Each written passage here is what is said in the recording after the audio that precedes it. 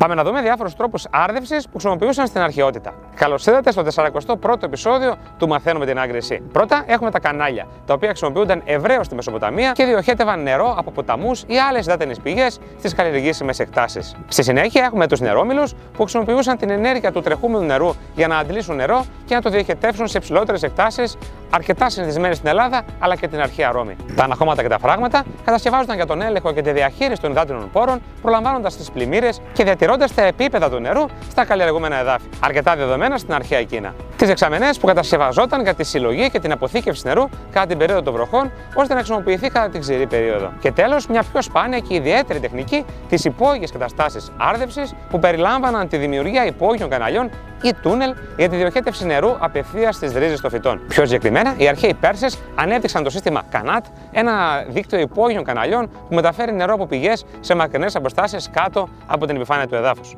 για την άρδευση των καλλιεργειών αλλά και για την παροχή πόσιμου νερού.